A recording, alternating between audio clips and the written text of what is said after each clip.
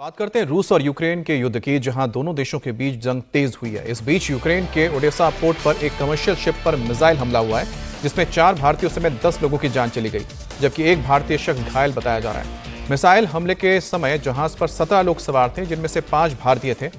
वहीं भारत ने इस हमले की कड़ी निंदा करते हुए कमर्शियल जहाजों को निशाना बनाना, निर्दोष लोगों को मारना बुरी तरह से निंदनीय बताया है। दरअसल बीते कुछ दिनों से दोनों देशों ने हमले तेज कर दिए हैं, जिसकी वजह से यह शिप मिसाइल हमले का शिकार हुआ है। हालांकि हमला किसकी तरफ से हुआ यह अभी तक साफ नहीं है, लेकिन भारत ने इस हमले का कड़ा विरोध जताया है। यूक्रेन के शहरी इलाकों पर रूस लगातार हमले कर रहा है और इसी क्रम में रूसी सेना ने ओडेसा के रिहायशी इलाकों पर जबरदस्त मिसाइल अटैक किए, जिसमें 3 लोगों की मौत की खबर है, जबकि 6 लोग घायल हो गए हैं। रूसी मिसाइल अटैक में कई इमारतों में आग भी लग गई है, जबकि कई गाड़ियों को भी नुकसान पहुंचा। इसके बाद से ही इमरजेंसी सर्विस और फायर फाइटर्स की टीम रेस्क्यू में जुटी है। तो वहीं यूक्रेन का आरोप है कि रूसी सेना सैन्य ठिकानों से ज्यादा इंफ्रास्ट्रक्चर और आम लोगों को टारगेट कर रही है।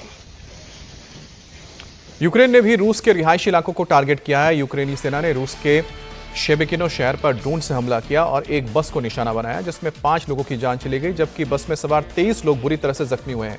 रूसी सेना के मुताबिक यूक्रेन ने रूस की राजधानी मॉस्को पर 400 से ज्यादा ड्रोन दागे हैं, जिनमें से ज्यादातर को शहर से दूर ही तबाह कर दिया गया, जबकि 85 ड्रोन को शहर के पास तबाह किया गया है।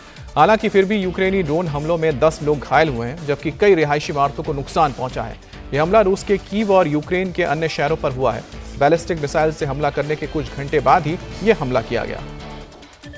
तो रूस के ऊपर भी हमला हुआ। यूक्रेन की ओर से रूस के ऊपर कई ड्रोन्स दागे गए हैं, जिनमें से बताया जा रहा है कि करीब 85 के करीब ड्रोन्स को शहर के बाहर यानी मॉस्को के बाहर ही रोक दिया गया, लेकिन उनमें से भी कई सारे ड्रोन शहर के अंदर दाखिल होने में कामयाब रहे। और एक बस के ऊपर हमला हुआ है, जिसमें 23 लोग सवार थे।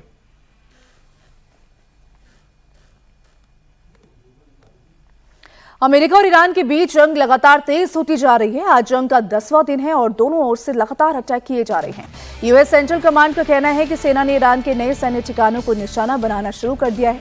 हमलों का मकसद ईरान के उन सैन्य क्षमताओं को और कमजोर करना है, जिनका इस्तेमाल वो स्ट्रेट ऑफ हॉर्मुज में कॉमर्शियल जहाजों पर हमले के लिए करता है।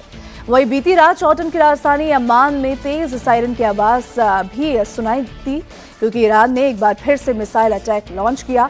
जॉर्डन ने बताया कि ईरान ने एक और मिसाइल हमला किया है। दूसरी ओर अमेरिका ने ईरान पर जबरदस्त बमबारी की। अमेरिकी सेना के निशाने पर ईरान की तब्रीज सिटी का इलाका रहा, जहां IRGC का मिसाइल बेस और मिसाइल फील्ड है। अमेरिकी विमानों ने इसी मिसाइल फील्ड पर भीषण बमबारी की। अमेरिका का दावा है कि हमलों में हॉर्मुज के पास सिरिक और जास्क आइलैंड में ईरान के वॉच टावर्स को ध्वस्त कर दिया गया।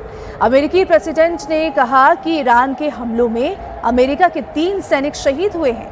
अब अमेरिका ईरान को बिल्कुल भी नहीं छोड़ने वाला।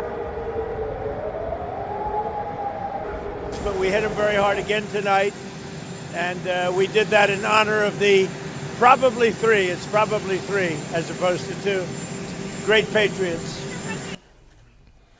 ट्रंप ईरान को छोड़ने के मूड में नहीं है, तो ईरान भी दावा कर रहा है कि उसे हल्के में लेने की भूल अमेरिका ना करे।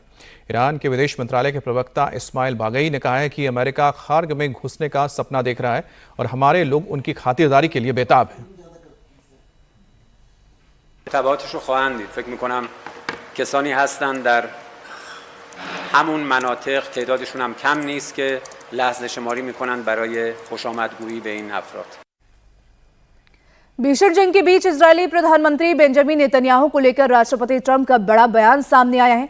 राष्ट्रपति ट्रंप ने कहा कि अमेरिका में रहने के दौरान बेंजामिन नेतन्याहू को गिरफ्तार नहीं किया जाएगा, क्योंकि वो इस्लामिक रिपब्लिक ऑफ ईरान के खिलाफ लड़ रहे हैं, जिसमें हाल ही में 52,000 बेगुनाह प्रदर्शनकारियों को मार डाला और पिछले 47 सालों से अमेरिकी सैनिकों और अन्य लोगों की हत्या कर रहा है। ट्रंप ने कहा है कि गिरफ्तार उन लोगों को किया जाना चाहिए जिन्होंने ईरान को मौत और तबाही के इस दौर में धकेला।